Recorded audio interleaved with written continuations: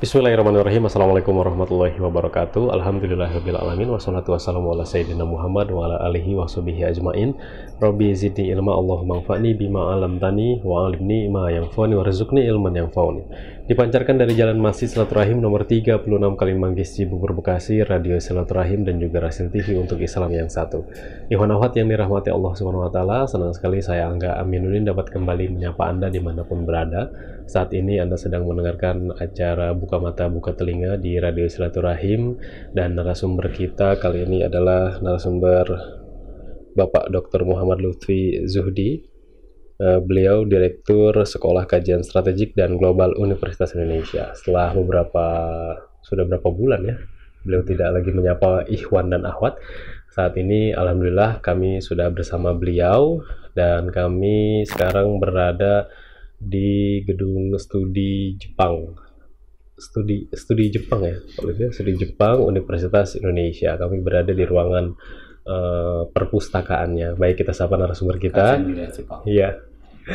Kita sapa narasumber kita. Assalamualaikum warahmatullahi wabarakatuh. Waalaikumsalam warahmatullahi wabarakatuh. Baik, kalau Lutfi sehat ya? Alhamdulillah. Ini kayaknya hari ini sibuk banget ya? Iya, lumayan. Lumayan ya? Iya. Ini bertepatan sekali ketika kami mengontak Pak Lutfi. Informasi-informasi yang mengguncang dunia internasional, khususnya dunia Islam, lagi ada sesuatu hal yang memanas. Sikap Donald Trump dan juga pemerintahan Israel gitu ya, kembali mengundang atau memancing kemarahan umat Islam yang ada di seluruh dunia. Selain itu, Ikhwan Akhwat, nanti kita akan melihat analisa dari Pak Lutfi Zuhdi mengenai hal tersebut, sekaligus kita juga menganalisa perkembangan Timur Tengah saat ini, karena topik mengenai malam ini adalah gejolak Timur Tengah yang tak pernah padam, dari mulai Yaman, Mesir, dan terakhir adalah Palestina. Baik, Pak Lutfi, pertama mengenai Yaman yang Pak Lutfi lihat, itu kan konflik bertahun-tahun ya. Yang terbaru adalah kemarin itu peristiwa terbunuhnya mantan presiden. Anda melihat yang terjadi di Yaman itu yang perlu masyarakat Indonesia ketahui sebenarnya apa sih? Pertama, kondisi sosial masyarakat Yaman ya. Yaman adalah negara yang mempunyai produksi minyak terbatas ya. Tetapi di situ daerahnya tandus dan mayoritas Sunni. Dari segi alirannya, ada minoritas Syiah Zaidiyah. Syiah Zaidiyah itu dikenal di dalam Islam adalah Syiah yang paling dekat dengan Sunni lah. Bahkan buku-bukunya yang dikarang oleh tokoh Syiah Zaidiyah itu Asy-Syaukani ya, Nailul Athar dan Fathul Qori itu termasuk Nailul Athar itu adalah buku tentang fikih ya, yang berbasis atau dikarang oleh seorang beraliran Zaidiyah tetapi dipakai di Saudi. Gitu. Karena memang Zaidiyah ini dikenal pemikirannya sangat dekat dengan Sunni. Itu kitab yang berisi kajian apa? Itu tentang fikih, terus kemudian ada Fathul Qadir tentang hadis, tentang tafsir ya. Itu Asy-Syaukani juga. Nah, tetapi apa yang terjadi di Yaman ini? Yaman ini memang yang menjadi isu utama adalah pertarungan antara Sunni Syiah di situ sekarang ini. Itu Syiah Zaidiyah itu dan kemudian Sunni yang lainnya. Tapi sebetulnya konflik yang terjadi di dalamnya lebih dalam daripada permasalahan aliran. Seperti kita katakan bahwa Zaidiyah adalah aliran Syiah yang paling dekat dengan Sunni.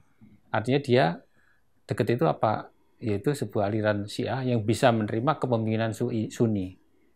Ya, dia mengatakan bahwa Abu Bakar, Umar, Utsman itu berhak bisa menjadi khalifah meskipun dia bukanlah yang diutamakan menjadi khalifah.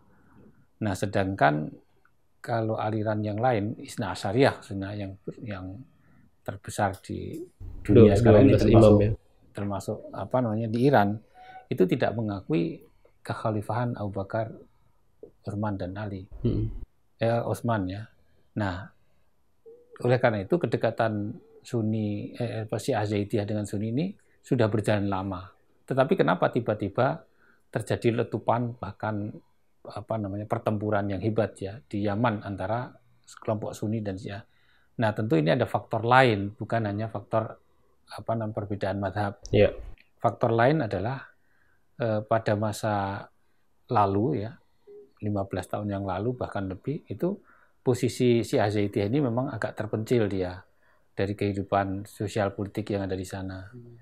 Mereka kehidupannya juga tidak mendapatkan porsi dalam politik yang cukup, umpamanya kan. Terpencil, didiskriminasi atau ya, memang semacam kayak gitu.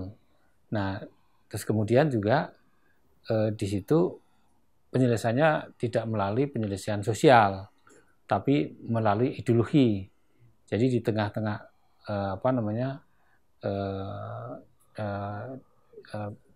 arah menuju wilayah yang dikuasai oleh Syiah Zaidiyah itu didirikan sebuah lembaga yang lebih dikenal dengan lembaga Darul Hadis, yang lebih dekat ke Salafi. Tadi, jadi permasalahan di Yaman bukan hanya permasalahan ideologi. Nah, permasalahan adalah tadi permasalahan sosial, permasalahan kesejahteraan, dan permasalahan politik. Karena secara politik terisolasi, kemudian diselesaikan dengan ideologi, tidak tepat di situ. Kemudian juga masalah sosial, karena orang-orang Houthi tidak mendapatkan tempat di dalam pemerintahannya. Nah, kemudian ada penggulingan pemerintahan Ali Abdul Soleh, kemudian diganti dengan Abdul Rabuh. Nah, karena Ali Abdul Soleh itu karena digulungkan oleh Abdul Rabuh yang cenderung didukung oleh Saudi, Abdul Rabuh kemudian menyatakan diri bergabung dengan Houthi untuk melawan Abdul Rabuh. Nah, itu kemudian di Yaman, kemudian Saudi juga masuk dengan koalisinya. Dan waktu itu Indonesia juga diajak untuk berkoalisi, tapi Indonesia menolak ya, karena Indonesia sendiri tentu tidak mau terlibat lebih jauh tentang urusan permasalahan dalam negeri Yaman gitu. Nah, kemarin kita mendengarkan bersama dan melihat di televisi bahwa Ali Abdul Soleh itu terbunuh ya, dibunuh oleh oleh bom yang dipasang oleh orang-orang Houthi. Nah, di sini ada perubahan aliansi politik. Nah, menurut informasi yang terakhir, Ali Abdul Soleh itu bergabung lagi dengan kekuatan militer Saudi. Nah, di sini dianggap musuh oleh Houthi gitu. Yeah. Nah, Ali Abdul Soleh adalah termasuk pimpinan Sunni dia. Jadi di sini perubahan aliran aliansi ini yang menyebabkan dia terbunuh, bukan karena dia Sunni gitu, bukan hanya itu permasalahannya. Nah, memang sekarang ini gempuran Saudi tidak ada henti-hentinya, tetapi di daratan Houthi menguasai ya, meskipun tidak seluruh Yaman, tetapi wilayah-wilayah yang cukup strategis dan termasuk wilayah ibu kota sebagian besar sudah dikuasai oleh Houthi. Ya. Jadi Ali Abdullah Saleh itu justru bukan penganut Syiah ya? Bukan, dia penganut Sunni. Ya. Jadi informasi terbunuhnya memang bukan karena pertarungan murni antara Sunni dan Syiah, tetapi karena perubahan aliansi tersebut. Karena dia pernah bergabung dengan Houthi melawan Saudi. Ya. Kalau masyarakat Indonesia melihat konflik Yaman ini, kita dari sisi Hadramaut faktor, ini sesuatu yang menarik atau tidak sebenarnya? Hadramaut faktor saya kira menarik, karena banyak nenek moyang para dai yang datang ke Indonesia adalah dari Hadramaut. Banyak sekali, bahkan para tokoh-tokoh yang datang berdakwah di Indonesia awal abad ke-19 itu adalah mereka berasal dari Hadramaut. Saya kira tentu mereka juga sangat concern ya terhadap negara asal muasal nenek moyang mereka, dan jumlahnya bisa dikatakan kalau tidak ratusan ribu bahkan jutaan di sini, ya apa namanya, dari keturunan Hadramaut itu. Ya. Yaman dengan Saudi sendiri itu hubungan dari masa ke masanya seperti apa sih Pak Lutfi? Yaman itu selalu pada posisi penting bagi Saudi sebetulnya. Ya, karena Yaman adalah bagikan dapurnya Saudi. Jadi banyak tentara-tentara Saudi yang sebetulnya mereka adalah dari klan Yaman. Klan Yaman ya. Kohton itu kan, suku Kahtan. Itu klan Yaman. Bahkan memang dulu dari kelompok Kahtan ini pernah melakukan pemberontakan tahun 78 zaman Juhaiman yang menguasai Ka'bah dulu. Oh, iya. Juhaiman Al-Qahtani kan ya. Al-Qahtani. Ya. Nah, banyak juga orang-orang Yaman yang mempunyai kedudukan yang penting di Saudi, termasuk Yahya Yamani dulu pernah menjadi menteri perminyakan itu kan. Kemudian Bin Laden itu juga dari Yaman juga. Oh iya. Besar. Jadi tentu Yaman mempunyai tempat yang penting bagi Saudi ya. Keterlibatan Iran, karena ada juga sudut pandang viewpointnya antara pro Iran di sini, Saudi tidak mau gitu Iran ikut dan masuk pengaruhnya di situ. Ya, memang kemudian kalau bicara lebih luas lagi, memang saya katakan tadi di Yaman tadi bukan hanya faktor aliran, tetapi ketika itu sudah masuk aliran itu berbicara di situ, tentu aliran terkait ikut terlibat. Ya. Jadi Houthi sendiri tidak akan menjadi sebuah kekuatan yang besar di situ tanpa dukungan Iran, tentu begitu. Itu apalagi sekarang ini Houthi sering meluncurkan rudal-rudal yang jaraknya ratusan kilometer dari perbatasan Yaman diarahkan ke ke Riyadh, yang itu hampir bisa lebih dari 1.000 kilometer itu.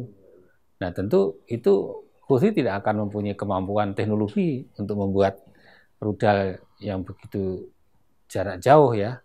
Itu ya tiada lain yang mendukung mereka ya.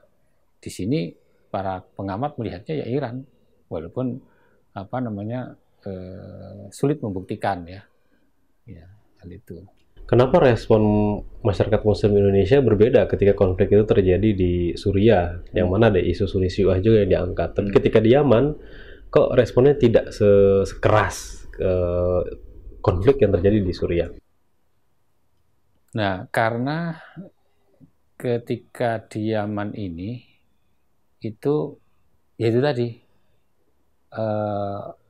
pertarungannya mungkin juga media satu. Kemudian yang kedua, internasional tidak terlalu terlibat di situ. Tapi kalau di Syria ada Rusia, ada Iran langsung di situ, militernya dikirim. Kalau di Yaman meskipun Iran terlibat, tapi kita tidak dengar langsung tentang keterlibatan itu ya. Mungkin dengan cara tertentu mereka. Kemudian di sana juga ada negara-negara besar ikut terlibat, yaitu seperti Turki, bahkan Amerika sendiri terlibat di sana gitu. Nah, di Yaman ini Saudi cuma mengajak koalisinya, tapi koalisi juga tidak terlalu banyak bicara gitu. Nah, Indonesia sendiri mungkin di situ karena yang pada posisi mewakili rakyat, sebagian rakyat sebetulnya itu adalah orang Syiahnya. Yang dilawan adalah pemerintah Sunninya. Gitu. Nah, mungkin kalau pertanyaannya kenapa para jihadis Indonesia tidak membela katakanlah pemerintah Sunni yang dia katakanlah dijatuhkan oleh Houthi kan gitu ya. Nah, karena pemerintah Sunninya sendiri yaitu tadi seperti saya katakan, itu suatu ketika pernah bergabung dengan pemberontak Houthi sendiri melawan kekuasaan Sunni yang lain gitu. Jadi walaupun di Syria juga hampir terjadi seperti itu juga. Betul. Karena kalau di Syria juga antara Sunni dan Sunni juga berperang juga, antara Sunni yang lain dengan Sunni yang satunya lagi juga berperang di sana di Syria.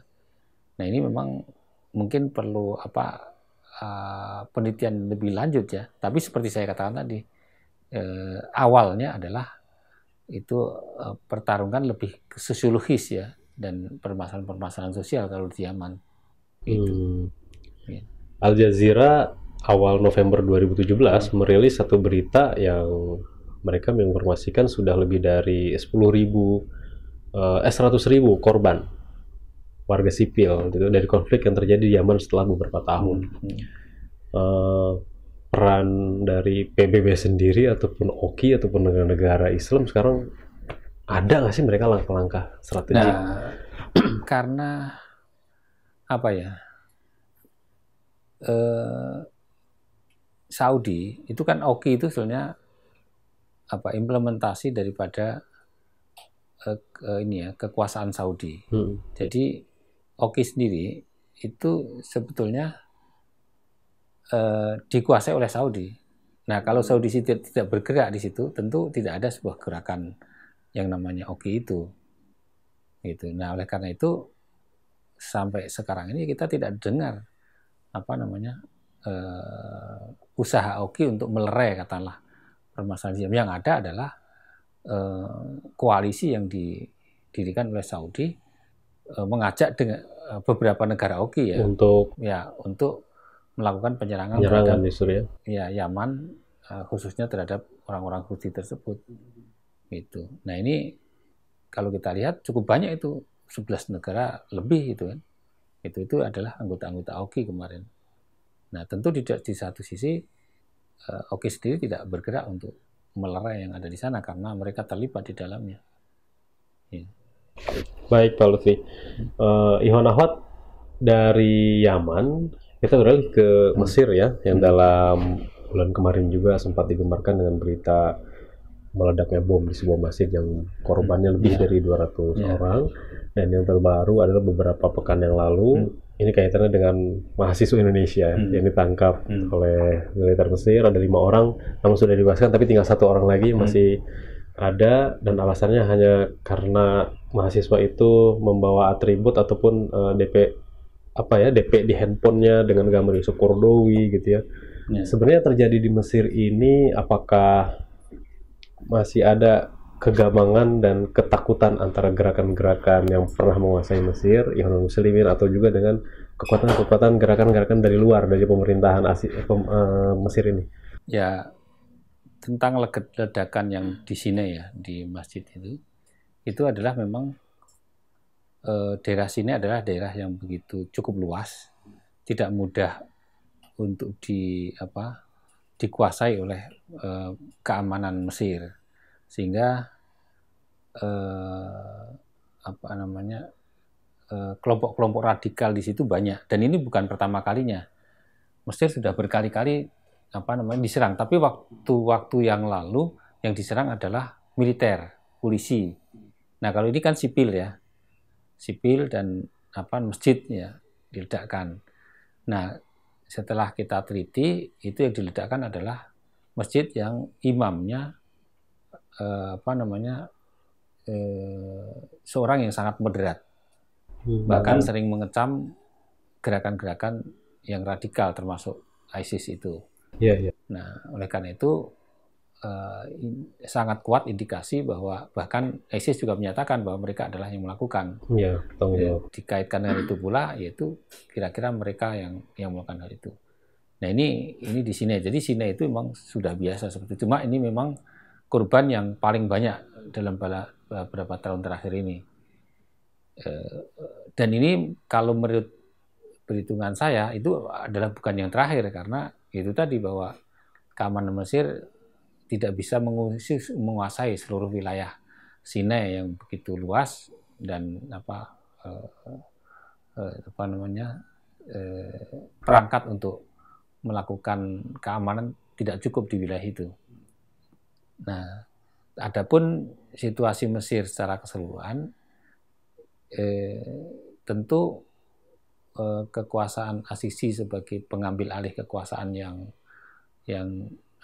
dari Ikhwan Muslimin itu terus akan selalu menekan kepada kekuatan Ikhwan Muslimin yang dianggap sewaktu-waktu bisa meruntuhkan mereka, ya, karena berhadapan antara Ikhwan dan militer itu adalah face to face, tidak ada pihak ketiga yang melerai ataupun yang mengimbangi. Nah ini bedanya dengan Indonesia. Nah Indonesia ini kita berterima kasih dengan adanya civil society, khususnya gerakan Islam yang moderat seperti NU dan Muhammadiyah.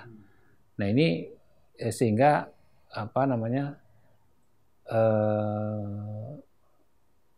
pertarungan ataupun kompetisi ya di dalam politik itu tidak mencapai puncak kekerasannya, gitu. Karena kalau sampai puncak kekerasannya, yang terjadi sebagaimana di Mesir itu adalah satu sama lain meniadakan, menegasikan, gitu. Saling menegasikan, saling membunuh, gitu. Iya, iya. Nah ini itulah Nah sebetulnya di sana ada lembaga yang moderat seharusnya, tetapi tidak cukup, yaitu Al-Azhar. Iya. Al-Azhar kan memang dideklarasikan sebagai lembaga pendidikan yang moderat, tetapi tidak cukup menjadi kekuatan penyeimbang. Geraknya terbatas atau memang karena apa? Kan didukung juga mungkin ya oleh rakyat mengenai keberadaan Al-Azhar. Ya tentu, tetapi ya mungkin gerakannya sudah melambat ya, melambat dan kalah cepat dengan gerakan-gerakan yang lain begitu. Iya. Nah, oleh karena itu terkait dengan mahasiswa kita yang akan dideportasi atau mungkin mereka ditahan, diindikasikan bahwa mereka adalah orang-orang yang terlibat ya, ataupun menjadi simpatisan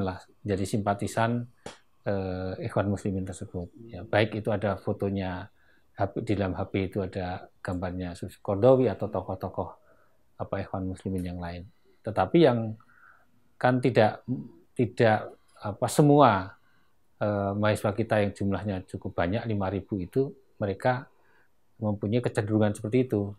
Ya, kalau toh ada kecenderungan saya kira wajar-wajar saja karena itu juga namanya pemikiran ya.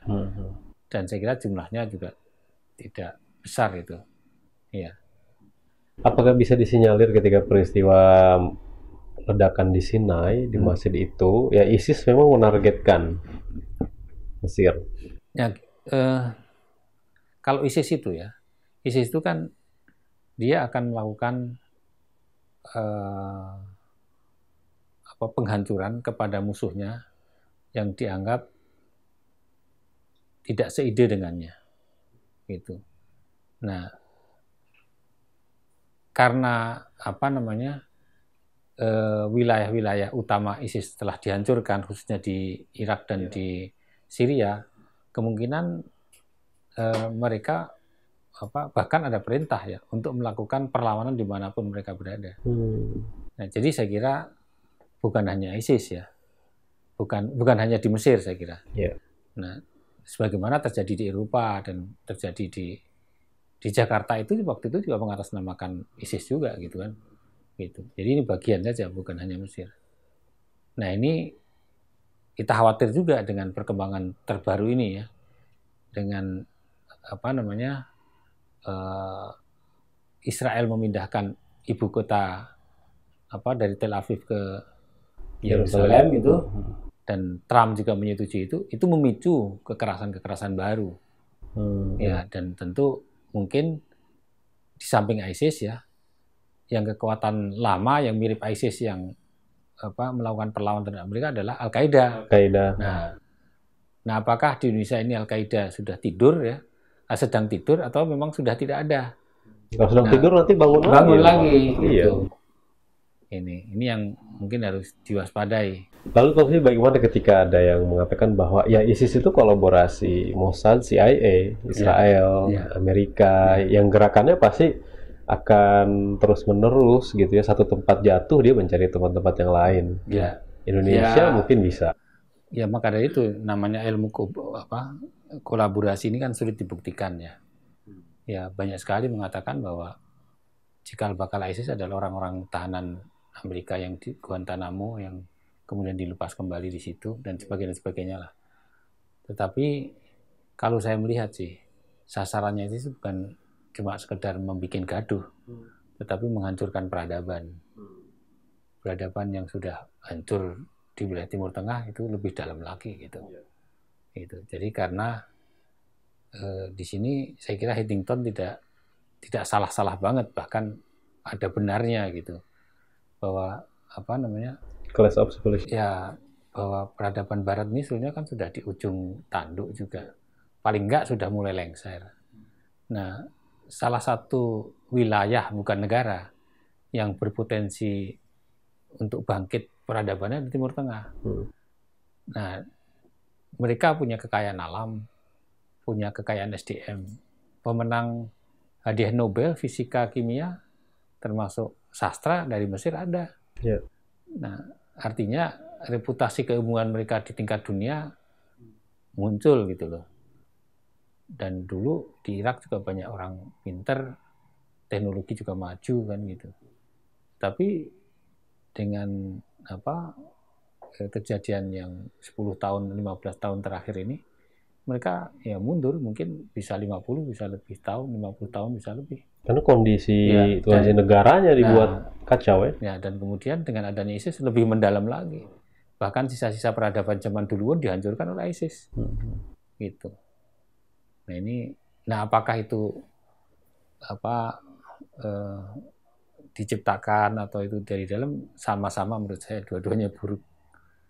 Ya. Apakah sudah jelas aktornya di sini kalau? Ya, kayak gitu tidak pernah jelas. Ada tangan-tangan yang bergerak? Tidak pernah jelas. Tidak. Tapi saya melihatnya seperti tadi, melihatnya bahwa Timur Tengah adalah mempunyai potensi untuk bangkit sebagai sebuah peradaban 20 tahun yang lalu. Nah, setelah 15 tahun terakhir ini, itu mundur 50 tahun. Karena pusat peradabannya bukan di Saudi, di Syria, di Irak, dan Mesir. Nah, Irak udah tahu sendiri hancur gitu. Syria lebur. Nah, tinggal Mesir aja. Kalau Mesir ini Ikhwan menyatakan perang terhadap militer, mungkin hancur lagi gitu. Hancur lagi. Iya. Apakah fokus di 3 negara itu ya? Tidak tahu, tapi yang menurut pengamatan saya, pusat peradaban Arab di situ. Pusat keilmuan, ahli-ahlinya, terus sejarah peradaban di situ. Kalau misalkan sebuah pemerintahan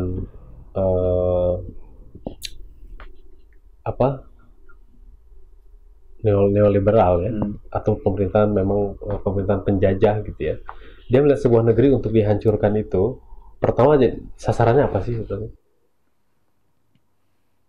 Sasarannya di era modern ya, di era modern. Kalau di era dulu kan sudah beda mungkin strateginya saat ini. Ya, saya kira perebutan peradaban masih berjalan, atau kalau lebih dikecilkan lagi kekuasaan. Nah, juga untuk menopang peradaban, sumber daya alam itu juga saya kira menjadi perhitungan juga gitu. Nah, ini tentu juga dimensinya lebih luas daripada itu, karena juga bukan berarti bahwa katakanlah peradaban Barat ini juga tenang-tenang saja dengan munculnya peradaban Timur, umpamanya Cina umpamanya. Tentu mereka juga sedang saling menghitung kan juga. Ya. Saya pernah mendengar salah satu kajiannya Pak Lutfi juga waktu itu yang mengatakan bahwa lebih mudah lagi ketika negara tersebut angka kemiskinannya tinggi. Oh ya, jadi lalu faktor angka kemiskinan tinggi bisa sebesar apa gitu ya? Sebetulnya bukan kemiskinan yang ditakuti, tapi disparitas ya, perbedaan antara miskin dan kaya itu. Ini kalau jika melebar itu yang kemudian menjadi problem besar gitu. Tapi itu meskipun itu adalah salah satu faktor saja.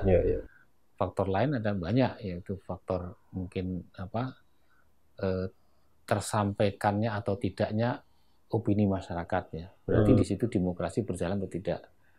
Ketika dalam sebuah negara yang otoriter kan, mungkin masyarakatnya memendam permasalahan, sehingga dia suatu ketika karena opininya tidak bisa sampai kepada yang tertinggi, dia akan menyampaikan dalam bentuk lain, dalam bentuk kekerasan namanya. Nah, Itu kemudian juga tadi muncul tadi konspirasi ya, ya.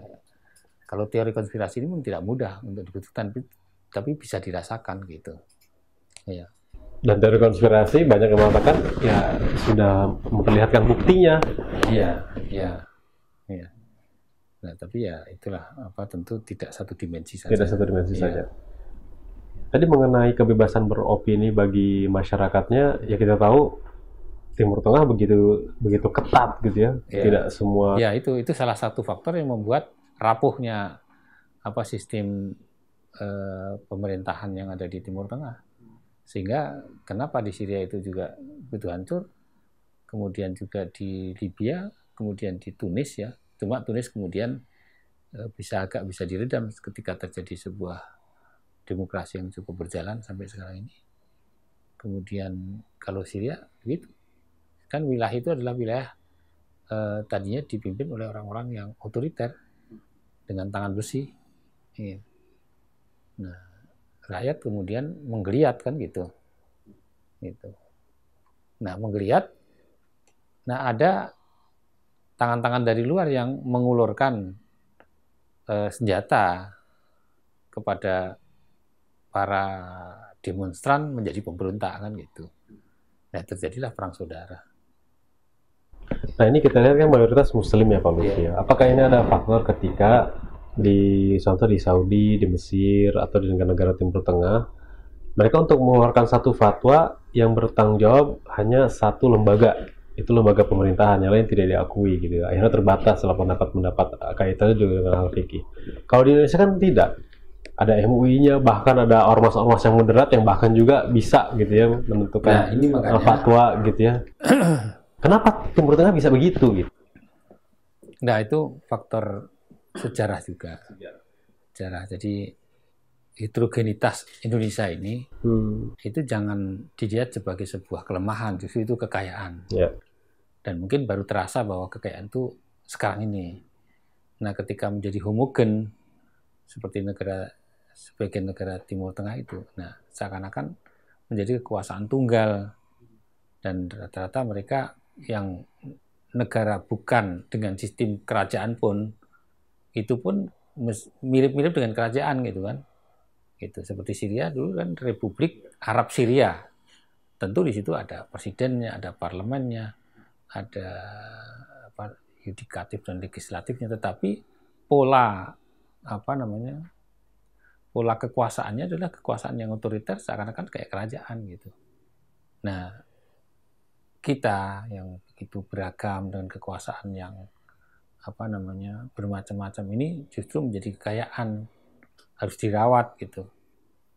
Ya, ini yang menjadi kekuatan kita, karena disitulah mungkin demokrasi itu bisa berjalan, dan keseimbangan itu bisa saling dijaga. Kalau di sana kan kemudian saling menghancurkan, saling meniadakan satu sama lain. Itu. Padahal kita berangkat mengambil nilai-nilai keagamaan kan dari sana ya. Justru kok di sini yang bisa lebih dikedepankan mengenai tasamuhnya, mengenai wasatiyahnya, mengenai tenggang rasanya. Gini, ini juga terkait dengan para dai kita pada awalnya ketika memilih sumber-sumber dakwah di Indonesia. Jadi namanya para wali dulu itu buku yang dipakai adalah bukunya Jalaluddin Rumi. Nah, di dalam bukunya Jalaluddin Rumi itu tidak disebutkan langsung, dia ketika mengajarkan tentang dakwah, metode dakwah itu dia melakukan sindiran. Jadi namanya orang tidak mudah orang akan mudah mengalahkan musuh, tapi mungkin akan sulit mengalahkan nafsunya sendiri, gitu. Jadi dengan sindiran seperti itu. Jadi tidak ini adalah sesuatu yang harus kamu hindari. Kalau tidak dihindari, ini akan masuk neraka dan sebagainya. Tidak langsung begitu. Gitu. Jadi cara jalan masuk surga adalah dengan menebar kebaikan, umpamanya gitu, dengan membantu sesama.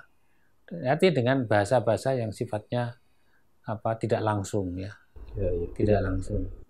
Nah, begitu juga dakwah para kiai atau ajaran yang dipelajari oleh kiai yang menyebar di banyak tempat di Indonesia, itu katakanlah ya, salah satu buku yang menjadi sumber adalah Al-Ihya Ulumuddin, karangan Imam Ghazali. Itu Imam Ghazali ketika menjelaskan tentang kewajiban-kewajiban fikih ya, itu tidak hanya ya tentu beliau juga menjelaskan tentang wajibnya wudhu untuk menjalankan sholat, dan kemudian juga rukun sholat, rukun dan sebagainya. Tetapi lebih dari itu dia menjelaskan tentang faedah. Faedah sholat itu apa? Faedah zakat itu apa? Gitu. Jadi lebih jauh daripada sekedar melakukan kewajiban. Jadi tidak kaku, agama itu bukan hanya kewajiban saja dan hak, tetapi adalah sebuah manfaat. Nah ini harus dilestarikan kayak gitu. Nah ini kita kadang-kadang cuma melihat Ghazali itu tokoh sufi, kemudian dihindari buku-bukunya. Padahal tidak seperti itu, bukunya sangat luar biasa. Gitu. Nah ini sejalan dengan apa yang ditemukan oleh Marco Polo. Jadi tahun 1290-an, 91-92 Marco Polo kan singgah ke Indonesia dan mampir ke Sumatera Utara. Ke Sumatera. Beliau mengunjungi beberapa kerajaan di situ, ada 8 kerajaan menurut dia kunjungi 6 diantaranya.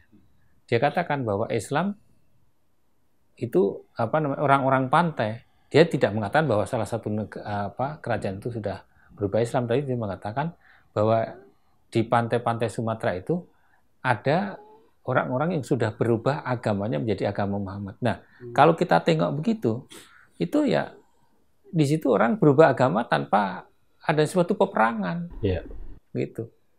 Tidak terjadi suatu peperangan apapun ketika Islam masuk di Indonesia. Gitu. Nah ini kalau orang kemudian masuk Islam tanpa dengan dakwah yang baik, dengan cara yang baik, diperlihatkan, tentu tidak mungkin orang masuk Islam seperti itu. Nah ini kemudian inilah menjadi ciri Islam di Indonesia. Jadi Islam itu kan sebetulnya mempunyai banyak dimensi ya. Wajah Islam itu banyak. Islamnya satu, tapi wajahnya banyak. Nah, Indonesia saya kira wajah-wajah yang ada di Indonesia ini perlu dilestarikan. Ya, jadi ya khususnya di mana para dai-dai terdahulu tersebut membawa Islam yang begitu lembut, Islam yang ramah ya. Itu Islam yang tadi bukan hanya melihat kewajiban, tetapi lebih daripada itu manfaat. Gitu. Saya teringat satu tulisan dari ada buku mengenai perang asimetris ya. Memang Timur Tengah sudah kehilangan kultur, kehilangan kultur, kehilangan budaya keislamannya dan budaya Arabnya hilang. Akhirnya mudah sekali konflik itu tercetus. Ya, memang konflik ini itu pemantiknya itu ada. Nah, untuk di Syria memang pemantiknya adalah seakan-akan permusuhan antara Sunni dan Syiah. Setelah itu kemudian udah nggak jelas lagi siapa dengan siapa, karena Sunni dengan Sunni pun mereka berperang. Ya. Nah, tetapi ketika Irak dengan Iran, itu tidak mungkin pemantiknya adalah Sunni dengan Syiah, karena 70% tentara Irak juga Syiah juga. Nah, cuma mungkin ya, hal lain yang menjadi catatan kita adalah faktor geografis ya, dan faktor alam di Timur Tengah yang panas mungkin. Nah ini juga mungkin membuat mereka cepat mempengaruhi kejiwaan. Tetapi sebetulnya kalau di Syria ini termasuk daerah yang sejuk. Secara umum situ daerahnya daerah yang nyaman. Nah oleh karena itu mungkin faktor lain yang kemudian dimasukkan ke situ. Ya. Jadi mungkin ada faktor X lain yang dipaksakan masuk di situ. Ya. Iwan yang dirahmati Allah SWT, saat ini sedang mendengarkan Buka Mata Buka Telinga bersama Bapak Dr. Muhammad Lutfi Zuhdi, Direktur Sekolah Kajian Strategik dan Global Universitas Indonesia.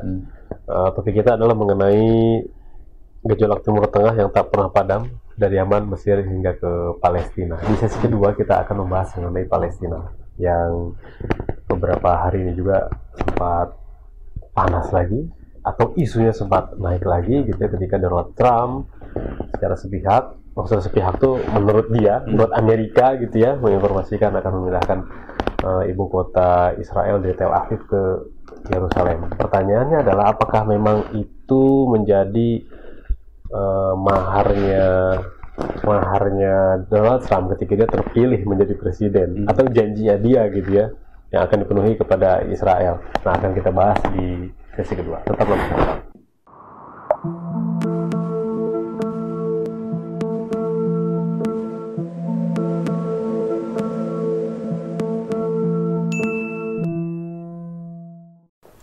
Tadi silaturahim dan juga Rasil TV untuk Islam yang satu, Ikhwan Akhwat yang dirahmati Allah SWT. Terima kasih masih bersama kami dalam acara Buka Mata Buka Telinga. Kita tadi di sesi pertama sudah membahas mengenai konflik Timur Tengah yang tidak pernah padam dari Yaman, Mesir hingga ke Palestina bersama Bapak Dr. Muhammad Lutfi Zuhdi. Kita ke Palestina, Pak Lutfi. Menjadi kekhawatiran yang luar biasa bagi masyarakat Muslim dunia, apalagi bagi bangsa Palestina, ketika Donald Trump langsung mengumumkan memindahkan ibu kota Israel, Tel Aviv, ke Yerusalem. Karena Yerusalem bagaimanapun masih menjadi simbol Al-Quds dan simbol kekuatannya Fatah di sana gitu ya. Bagaimana Anda melihat peristiwa ini? Yang memindahkan adalah pemerintah Israel. Pemerintah Israel. Pertanyaannya, ya sebahaya apa sebenarnya dengan peristiwa ini? Ya, pertama, secara politis ya, itu adalah sebuah proses politik yang sudah dibangun cukup lama, khususnya oleh otoritas Palestina ya, dan tentu didukung oleh negara-negara bersahabat, tidak hanya negara Islam, karena yang mengakui Palestina menjadi negara merdeka itu sudah 100 lebih ya. Nah, proses pengakuan itu dan juga sebagian negara Eropa, khususnya parlemen Prancis ya, sebagian negara Eropa itu sudah mendukung berdirinya negara Palestina. Nah, tinggal negara-negara besar saja. Nah, kalau kita lihat sebagai sebuah bangunan, ini mungkin sudah 80% atau 70% sudah jadi. Sudah mau jadi. Nah, itu kemudian diruntuhkan secara total oleh Israel tentu ya, dan didukung oleh Trump. Tentu ini tidak tiba-tiba, karena Trump setelah diangkat jadi presiden juga menyatakan bahwa dia tidak mengakui adanya solusi dua negara. Nah, dengan demikian waktu itu secara normatif pun sebetulnya sudah diruntuhkan oleh Trump. Nah, ini secara real diruntuhkan oleh Israel gitu kan.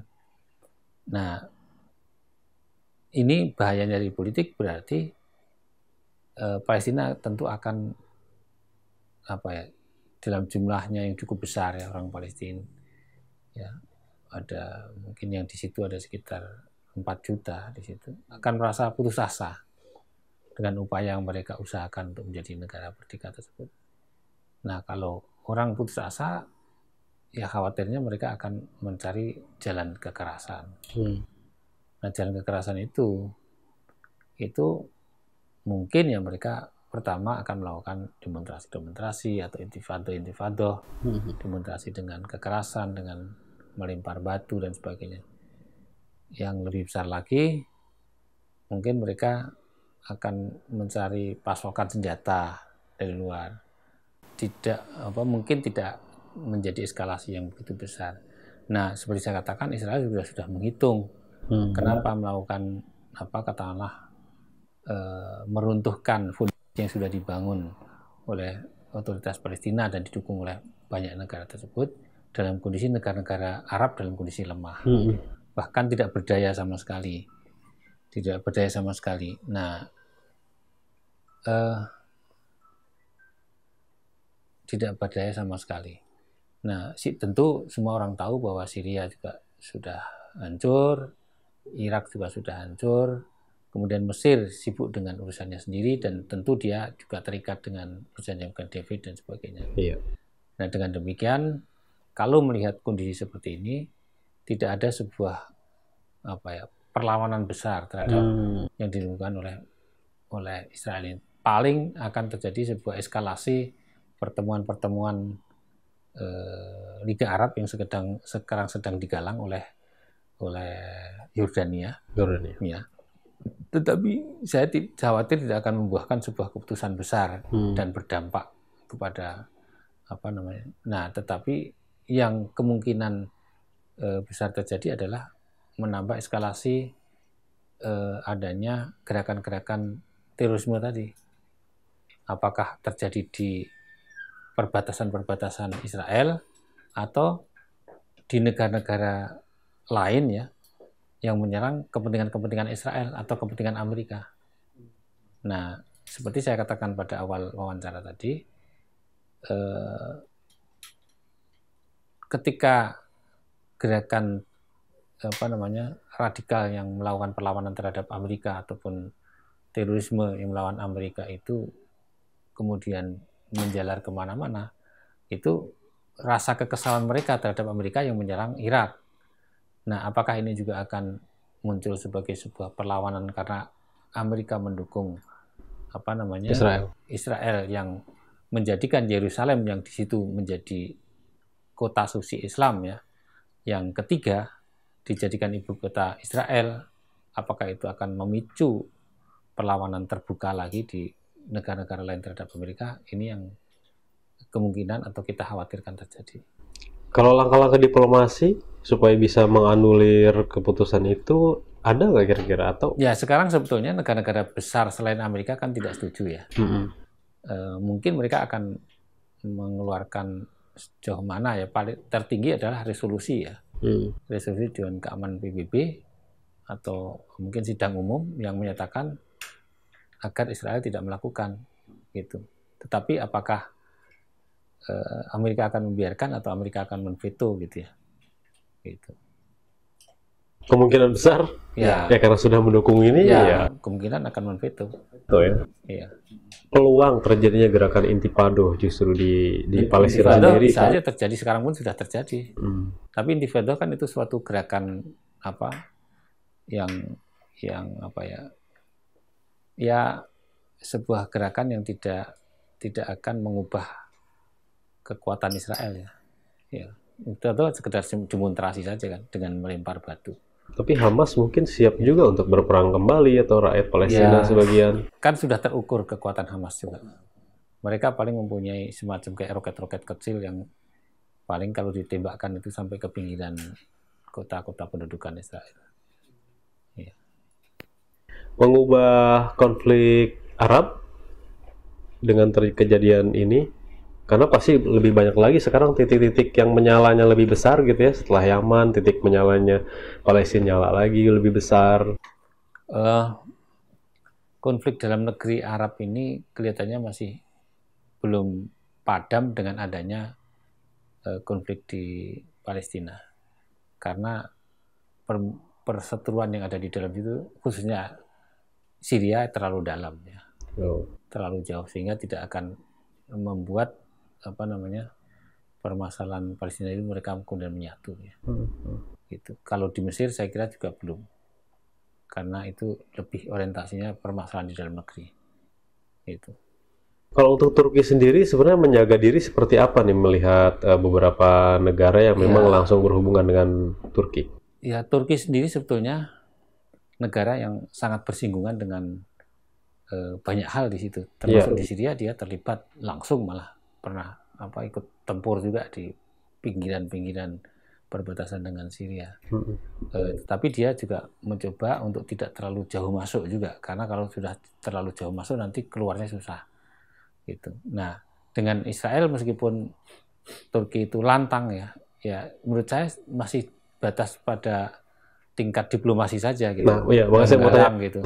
Dengan lantangnya Turki itu betul nggak sih ada kekuatan gitu ya terhadap Israel? Menurut saya tidak. Tidak pertama ya. kan Turki juga salah satu negara yang punya hubungan diplomatik dengan Israel ya. Ya, di situ ada tentu dia punya kode-kode etik diplomasi yang apa?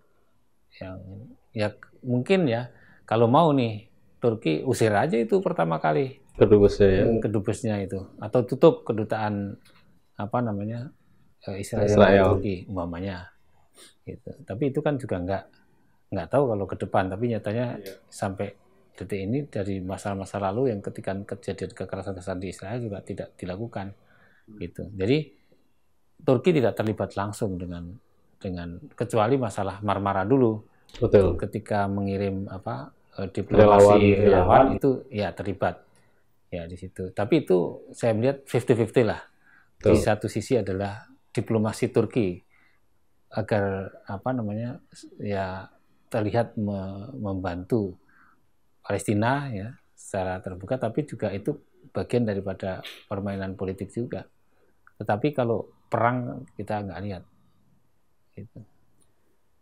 Khusus untuk Al-Quds, Palestina, ada kajian, namanya kajian Al-Quds. Ada beberapa negara yang mendukung terhadap pergerakan dan pembebasan Al-Quds dari Israel. Tapi di situ ada negara yang memang hanya suaranya saja, tapi langkahnya tidak ada, gitu ya. Seperti halnya Turki dan juga Iran. Kalau Iran sendiri bagaimana, Pak Lutfi? Iran sendiri kan dia sama dengan Turki. Sama ya, justru. Ya, sama. Memang dia sempat memberikan dukungan kepada Hamas ya. Ketika Hamas itu kehilangan dukungan finansial dari Saudi. Ketika Hamas dulu sempat mendukung Irak ketika terjadi perang koalisi. Dan Saudi tentu yang melawan Irak ya pada zaman Saddam dulu. Nah, kemudian karena Hamas kekurangan dana, Iran masuk di situ. Tapi bukan hanya itu saja. Karena Ismail Haniyeh dan Rantisi sebagai tokoh Hamas pada waktu itu ternyata pernah bersinggungan dengan Hasan Nasrullah di Lebanon Selatan. Jadi Israel pernah mengusir mereka dari Israel ke Lebanon Selatan. Nah, disitulah bersinggungan dengan mereka. Karena kalau kita analisis, itu kan Hamas itu adalah dari kelompok Sunni yang radikal. Tetapi kenapa bisa bersinggungan dengan Syiah kan? Karena itu ada sejarahnya. Yaitu 12 orang yang diusir Israel itu diusir ke Lebanon Selatan, sehingga mereka saling mengenal lah dengan Hasan Nasrullah yang latar belakang adalah Syiah dekat dengan Iran. Mungkin di situ mereka saling membagi strategi ya dan kebersamaan gitu. Soal ideologi bisa berbeda, tapi soal tujuan mungkin dianggap aja sama gitu. Selama tujuan sama bisa bareng-barengan dulu gitu ya. Mungkin gitu. Ya. Itu antara lain ya. Yang mungkin bisa dibaca itu. Nah, Iran juga sebetulnya berkali-kali juga mengancam Israel juga gitu. Kalau dia diserang oleh Amerika, dia akan ancam Israel. Tapi ya sampai sekarang secara langsung sih ya kecuali melalui tangan-tangan Hezbollah di Lebanon Selatan. Ya, itu juga mendapatkan bantuan dari Iran ya, rudal-rudal mereka atau rudal jarak dekat mereka disinyalir adalah bantuan dari Iran. Dan juga persenjataannya, dan juga Iran mengirimkan pelatih militer kepada Hezbollah gitu. Tapi perang terbuka dengan Israel juga belum pernah. Baik, Pak Lutfi. Sebagai penutup dari topik bahasan kita, gejolak Timur Tengah yang tidak pernah padam dari Yaman, Mesir hingga ke Palestina, pelajarannya bagi masyarakat Muslim Indonesia bagaimana? Nah, kita jangan mengimpor perselisihan yang perlu kita pahami betul. Jangan mengimpor perselisihan di Timur Tengah ke Indonesia. Kita bisa lihatlah bahwa apapun yang perselisihan di sana itu akibatnya buruk, dimanapun itu berada. Nah, Saudi sendiri sekarang juga terjadi sebuah perubahan secara radikal di dalam pemerintahannya. Itu bahkan banyak hal yang berubah di dalam situ sendiri. Oleh karena itu ideologi itu tidak segala-galanya. Gitu. Karena ideologi adalah sebuah pemahaman. Kalau pemahaman itu artinya sebuah teks itu bisa dipahami lebih daripada satu. Nah, ketika memahami bisa lebih daripada satu, ya Indonesia ini termasuk sebuah negara yang mencoba untuk memahami dari sudut lain tentang agama itu, tentang Islam itu. Gitu. Nah, ini keragaman dan model Islam Indonesia itu ya harus dijaga, dilestarikan gitu. Orang boleh saja berbeda, tapi jangan memaksakan perbedaan itu kepada orang lain gitu. Nah, ini kalau memaksakan, apalagi dengan kekerasan, itulah kemudian menjadi bermasalah. Dan Indonesia sebenarnya sudah puluhan tahun bahkan ratusan tahun dalam kondisi yang beragam dan bisa bertahan karena perbedaan itu. Jadi perbedaan itulah menjadi kekayaan kita. Gitu. Baik, Pak Lutfi, terima kasih banyak atas kajian dan juga pembahasannya. Semoga bermanfaat bagi pendengar. Terima kasih banyak. Semoga kita bisa berjumpa lagi dan membahas lagi isu-isu terhangat gitu ya. Demikianlah ikhwan akhwat yang dirahmati Allah Subhanahu wa taala, buka mata buka telinga bersama Bapak Dr. Muhammad Lutfi Zuhdi, Direktur Sekolah Kajian Strategik dan Global Universitas Indonesia. Saya Angga Aminuddin ditemani para pejuang dakwah, ada Fajar Hidayat, Atep Setiabudi, dan juga Agus Susilo Samuan. Kami undur diri, mohon maaf atas segala kesalahan kata. Billahi taufiq wal hidayah. Subhanakallahumma wa bihamdika asyhadu an la ilaha illa anta astaghfiruka wa atubu ilaik. Assalamualaikum warahmatullahi wabarakatuh.